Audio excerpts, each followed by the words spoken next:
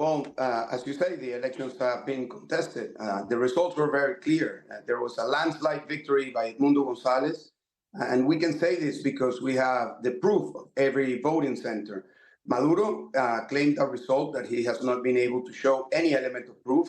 He has dismantled all of the auditing processes of the electoral system, and he has relied on the army, on the armed forces, the police, the judges in order to repress the Venezuelan people. There has been a massive repression wave over the past 3 weeks. More than 2,500 people have been detained, people from national leaders to local observers.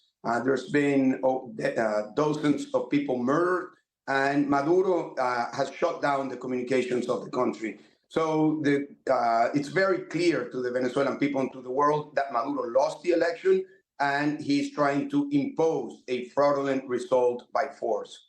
So what we need to see is a full breakdown of the votes, or an impartial verification at least of those votes. What do we need to do in order to achieve that, and what are you doing to push that forward? Well, that's what we expect, but Maduro won't be able to present any element of proof. What we expect is that the Venezuelan people continue to be on the ground pressuring, as we did last week when we went out in more than 150 cities in Venezuela and around the world, because Venezuela has a huge diaspora of 8.5 million Venezuelans. More than 30% of the population has left the country over the past 10 years. What we expect from the democratic international community, and I underline the democratic international community because the autocrats have already sided with Maduro: Iran, Russia, China, Belarus, Cuba, Nicaragua, North Korea, and others have already sided with Maduro. What we expect is that countries follow what Argentina, Panama, Uruguay, the United States, Costa Rica have done, which is to recognize the results that gave Edmundo Gonzalez a clear victory. We know that this is a difficult scenario. We always knew that the election was not going to be free or fair, but now we need to push towards the 10th of January of 25.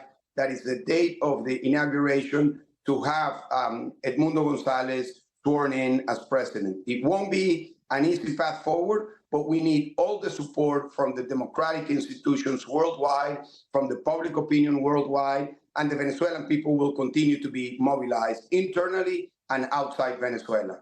Leopoldo, you also have quite an extraordinary personal political story. You, of course, spent many years in prison for your activism under Maduro's regime in Venezuela. So what do you fear most now, and will you continue to essentially oppose the regime in exile, or will you return to Venezuela to fight this? No, we are willing to return as soon as we can. As you say, I spent 7 years in confinement, 4 of them in solitary confinement in a military prison. I was sentenced to 14 years of prison just for calling Maduro a dictator. So I know, as many people know, what the repression machinery of Maduro can do. But the will of the people continues to be there. The will of the people to be free continues to be there. And what we hope is that this movement continues until we can effectively transition to democracy. I want to underline how important the case of Venezuela is for the region and for the world. We have seen over the 21st century a rise in autocratic regimes globally. Venezuela could be the first transition from autocracy to democracy worldwide. And we know that we are not only facing Maduro, we're also facing the mighty autocratic powers that are supporting Maduro. China, Iran, Russia, in their own ways, are all rallying behind Nicolas Maduro to stay in power for different reasons, but primarily because they have as a common enemy democracy and the United States.